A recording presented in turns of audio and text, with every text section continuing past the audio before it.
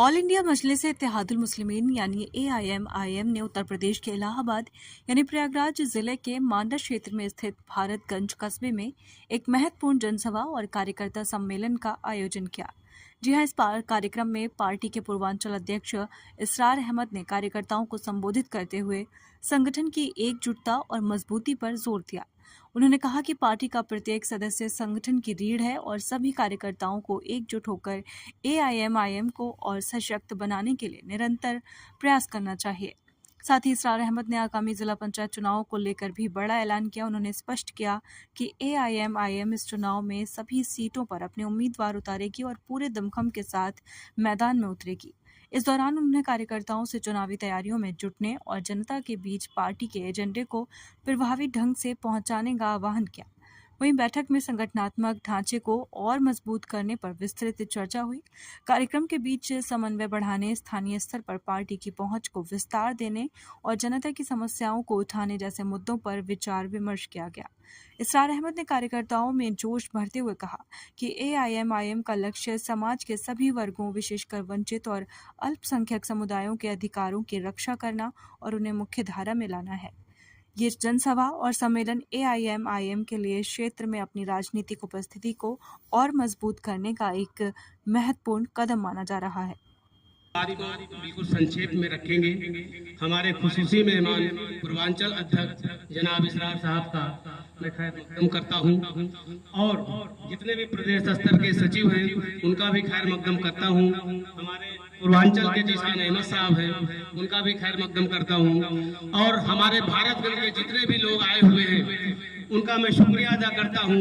और जिन लोगों ने इस मीटिंग को मुनक्किद किया है, जैसे उपाध्यक्ष हमारे तौफीक अहमद साहब, सरफुद्दीन जद्दा भाई, छंगू भाई, कलीमुर रहमान साहब और हमारे मीडिया प्रभारी राशिद पटेल साहब और भी बहुत नाम ऐसे हैं जिन्होंने इसको मुनक्किद किया है।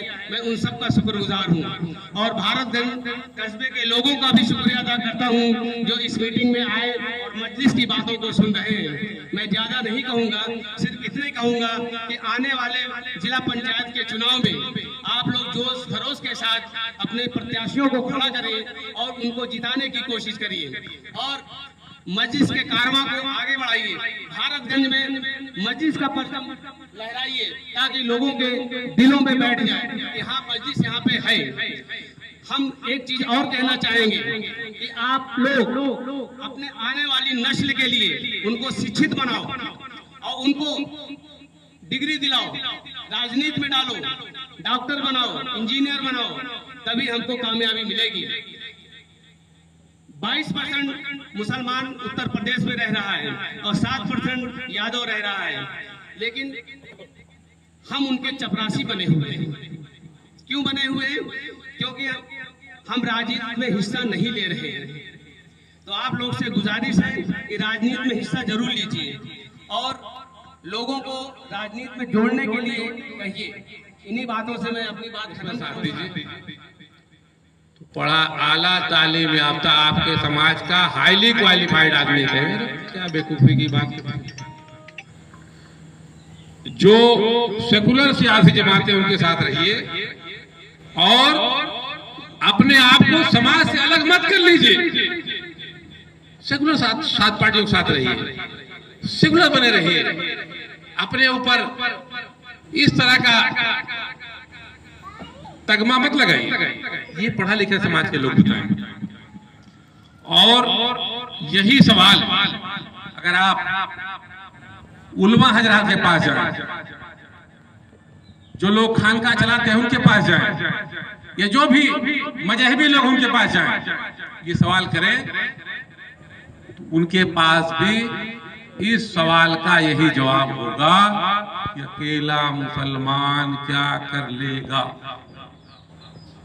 तो मेरा यह कहने का मतलब कि वो समाज जिसकी आबादी उत्तर प्रदेश में 22% है, उसका आला तालीम याफ्ता से लेकर जाहिल आदमी तक और पढ़े लिखे इंसान से लेकर दीनी रहनुमा तक, जब पूरी कौम के पास इस मुसलमान जो कि इस मुल्क उत्तर प्रदेश में 22% रहता है, उसका कोई सियासी एजेंडा नहीं है, तो फिर अगर हम आप इस तरह बिखरे हुए हैं तो उसमें हमारा आपका कोई बहुत बड़ा कसूर नहीं है।